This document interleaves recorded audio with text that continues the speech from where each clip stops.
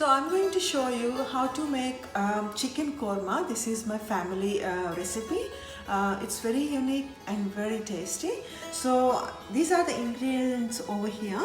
I'm going to show you the ingredients as I'm going to start making this recipe. So let's start making the chicken korma. So I've got the stove on. We are going to dry roast all these masalas.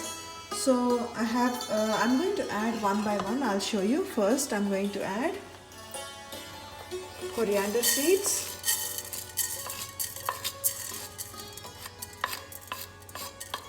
cloves, jeera. So all one teaspoons, and then I've got fennel seeds here, all equal quantity.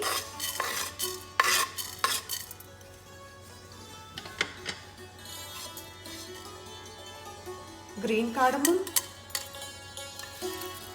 stone fool. I'm adding the stone fool for the flavor. That's going to bring a beautiful flavor. And star anise, cinnamon stick, peppercorns, and dry red chilies. So let me just dry roast them first. Okay, so it's all fried nicely, so that's enough. I'm going to take these out now into a bowl.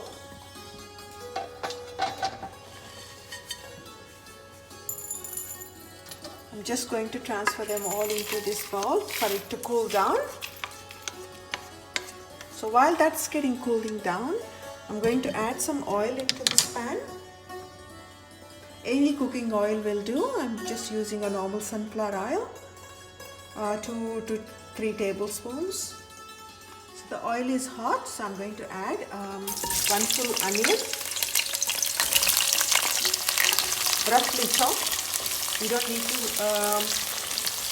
chop them finely because we are going to grind this. To this I'm going to add a bit of fresh coconut.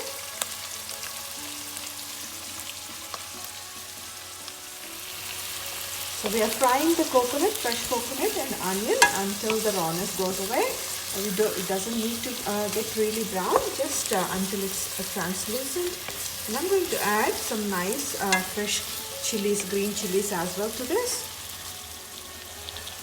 Adding some green chilies there.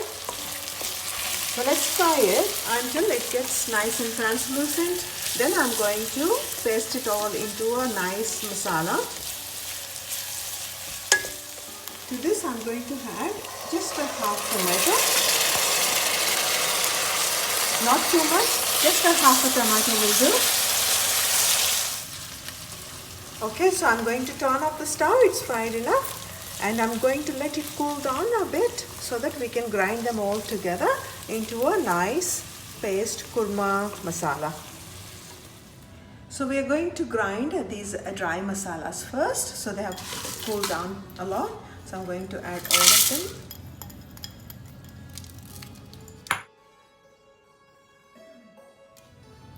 So here, this is the dry masala. It's just crushed masala. So to this I'm going to add this onion, tomato and the coconut.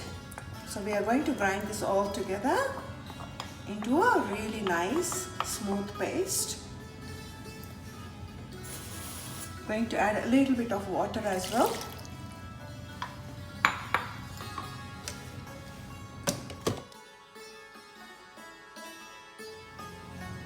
To this I'm going to add half a bunch of coriander.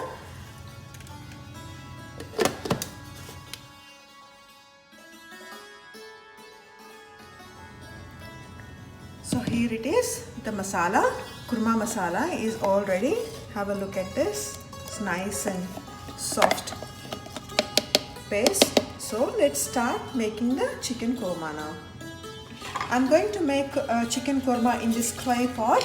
What I'm going to do is, whenever I cook in a clay pot, I usually try to smear the inside with the oil, cooking oil, so that the pot doesn't get ruined, and then the curry doesn't stick to the bottom of the pot as well. So just smearing with some cooking oil, and I'm going to put it on the stove to heat it up. This is a one trick you should do whenever you're using a clay pot. Just smear a little bit of oil into the inner surfaces of this clay pot, then it's easy to cook. So while the oil is getting heated up in the pot, let's quickly marinate the chicken. I have taken almost a half a kilo of chicken with bones. It's always nice to use with bones. I added a turmeric powder, and I'm going to add some salt and chili powder to it.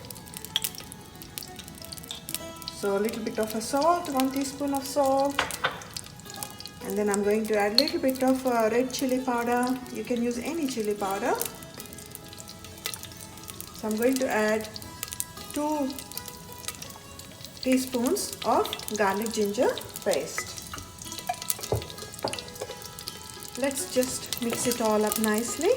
Doesn't need to be marinated beforehand. You can just do it while you're preparing. You can use thigh fillets as well. If you don't have full chicken, you can use thigh fillets. Don't use the breast fillets, use the thigh fillets if you can. But chicken with bones, it tastes much better for kurma. So the oil is hot now, so I'm going to add all these chicken pieces in there.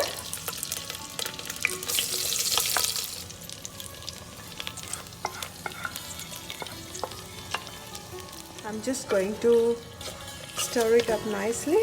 I'm going to fry them in this oil for 5 to 10 minutes.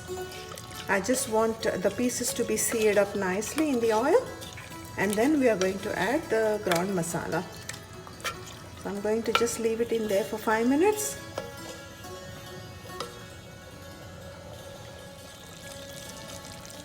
So chicken has been frying away in this oil for a while. It's been already 5 minutes, and you can see how much of water it has seeped through.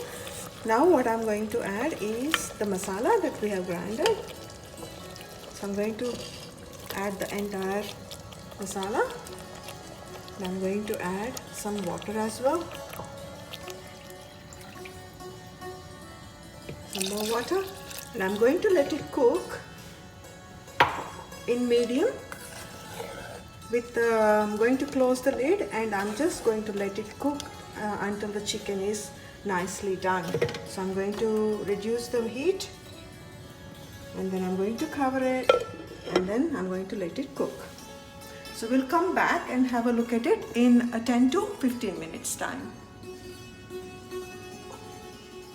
So it's been cooking away for 10 minutes. Let's have a look at the korma. So have a look at it. Look at the consistency, and the chicken is almost cooked. I'm going to let it cook for a little bit longer, for another 5 to 10 minutes.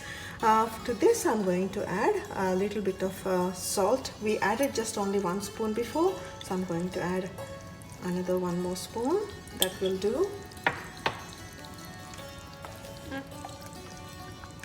And the aroma is so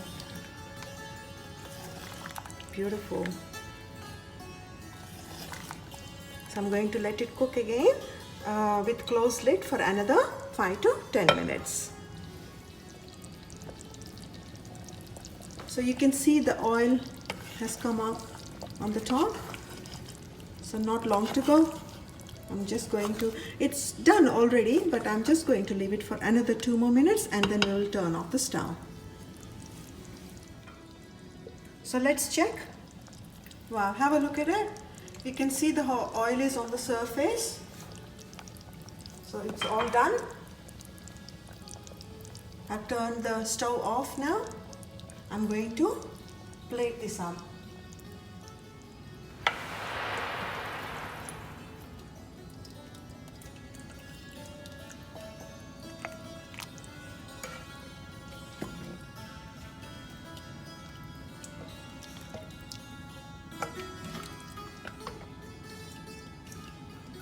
This dish is so aromatic, you will just fall in love with it.